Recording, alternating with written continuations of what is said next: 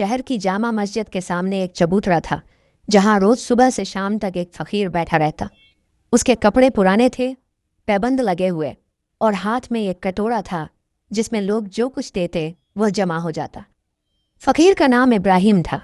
वह किसी से ज्यादा बातें नहीं करता था, बस खामोशी से बैठा रहता और जो कुछ मिलता उसी पर शुक्र करता। कभी किसी ने उसे शिकायत करते नहीं देखा और न ही किसी से ज्यादा की उम्मीद रखते देखा। दिन भर में जो कुछ मिलता वह शाम को बाजार से रोटी और थोड़ा सा खाना खरीद लेता। फिर शहर के किनारे जो पुराना कब्रिस्तान था उसके पास एक टूटी फूटी झोंपड़ी थी। वह झोंपड़ी भी किसी जमाने में किसी ने बनाई होगी, लेकिन अब उसकी छत में छेद थे और दीवारें गिरने को थी। इब्राहिम रोज अपनी झोंपड़ी में पहुंचता, वुजू करता, नमाज पढ़ता और फिर जो खाना लाया होता उसे खाकर सो जाता। उसकी जिंदगी में कोई तब्दीली नहीं आती थी। हर दिन वैसा ही गुजरता जैसे पहले गुजरा था। एक दिन की बात है, जब इब्राहिम अपनी झोंपड़ी में पहुंचा तो उसने देखा कि एक बिल्ली झोंपड़ी के दरवाजे के पास बैठी है। बिल्ली की आंखें सफ़ेद थीं और वह देख नहीं सकती थी। उसका जिस्म दुबला था और हड्डियां निकली हुई थी। ऐसा लगता था कि कई दिनों से उसे कुछ खाने को नहीं मिला। इब्राहिम ने बिल्ली को देखा और अपनी रोटी की तरफ नज़र की। उसके पास सिर्फ 2 रोटियां थीं और थोड़ा सा नमक। वह जानता था कि अगर आधा खाना बिल्ली को दे दिया तो उसे भूखा रहना पड़ेगा, लेकिन फिर उसने सोचा कि यह मखलूक तो मुझसे भी ज़्यादा बेबस है, इसकी कोई मदद करने वाला नहीं। उसने एक रोटी बिल्ली के सामने रख दी। बिल्ली ने सूंघकर रोटी को खाना शुरू किया।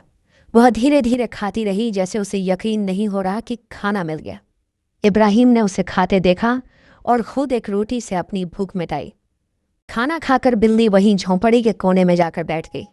इब्राहिम ने उसे भगाया नहीं, बल्कि सोचा कि रहने दो, यह भी तो बेघर है जैसे मैं हूं। अगली शाम जब इब्राहिम झोंपड़ी में आया तो बिल्ली फिर वहां थी। वह दरवाजे के पास बैठी इंतजार कर रही थी, जैसे उसे मालूम हो कि इब्राहिम आएगा और उसे खाना देगा। इब्राहिम ने फिर से अपनी रोटी का हिस्सा उसे दे दिया। यह सिलसिला रोज चलने लगा। बिल्ली हर शाम आती और इब्राहिम उसे खाना खिलाता। कभी कभी इब्राहिम को दिन भर में कम भीख मिलती तो वह खुद कम खाता, लेकिन बिल्ली को ज़रूर खिलाता। उसे लगता था कि यह बेजुबान उस पर भरोसा करती है और वह इस भरोसे को तोड़ नहीं सकता। महीना भर गुजर गया। बिल्ली अब पहले से ज़्यादा तंदुरुस्त नजर आने लगी थी। उसकी हड्डियां अब उतनी नहीं दिखती थीं और वह झोंपड़ी में इब्राहिम के पास आकर बैठ जाती। एक रात जब रात का पहर खत्म होने को था और सुबह की अजान होने में अभी वक्त था, इब्राहिम गहरी नींद में सोया हुआ था। तभी उसे महसूस हुआ कि कोई उसकी कमीज़ खींच रहा है। उसने आंखें खोली तो देखा कि वही बिल्ली उसकी कमीज़ का दामन मुंह में पकड़े हुए खींच रही है। इब्राहिम ने बिल्ली को हटाने की कोशिश की, लेकिन बिल्ली नहीं हटी। वह बार बार कमीज़ खींचती और फिर दरवाजे की तरफ जाती, जैसे इब्राहिम को कहीं ले जाना चाहती हो। इब्राहिम को हैरानी हुई। उसने सोचा कि शायद बिल्ली को कोई तकलीफ है या वह कुछ बताना चाहती है। वह उठा और बिल्ली के पीछे चलने लगा। बिल्ली झोंपड़ी से बाहर निकली और धीरे धीरे आगे बढ़ने लगी। रात का अंधेरा था और चांद की हल्की रोशनी में रास्ता दिख रहा था। इब्राहिम ने सोचा कि यह बिल्ली अंधी है, फिर भी इतने यकीन से चल रही है जैसे रास्ता जानती हो। बिल्ली शहर से बाहर की तरफ बढ़ती गई। शहर की आखिरी गलियां खत्म हुई और खुला मैदान शुरू हो गया। वहां पुराने खंडहर थे जो किसी जमाने में किसी रईस की हवेली रहे होंगे। अब वहां सिर्फ टूटी दीवारें और गिरे हुए पत्थर बाकी थे। बिल्ली एक खंडहर के अंदर घुस गई। इब्राहिम ने थोड़ा डर महसूस किया, क्योंकि ऐसी जगहों के बारे में लोग अजीब कहानियां सुनाते थे। लेकिन फिर उसने सोचा कि अल्लाह पर भरोसा रखना चाहिए और वह बिल्ली के पीछे खंडहर में दाखिल हो गया।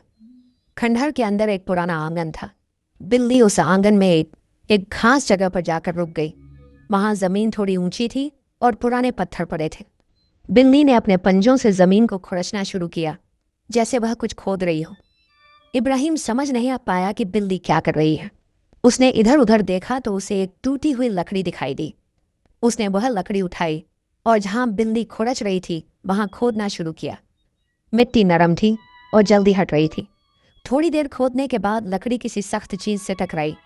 इब्राहिम ने और जोर से खोदा तो उसे एक पुराना घड़ा नजर आया।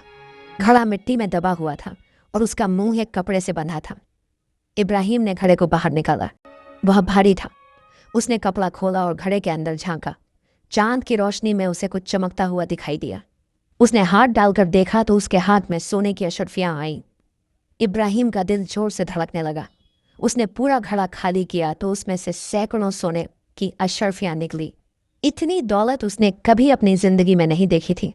وہ حیران اور پریشان دونوں ہو گیا۔ اس نے چاروں طرف دیکھا کہ کہیں کوئی دیکھ تو نہیں رہا، لیکن وہاں صرف ویرانی تھی اور وہ بلی جو اب وہاں سے جا چکی تھی۔ ابراہیم کو سمجھ میں نہیں آیا کہ بلی کیسے جانتی تھی کہ یہاں یہ خزانہ دفن ہے۔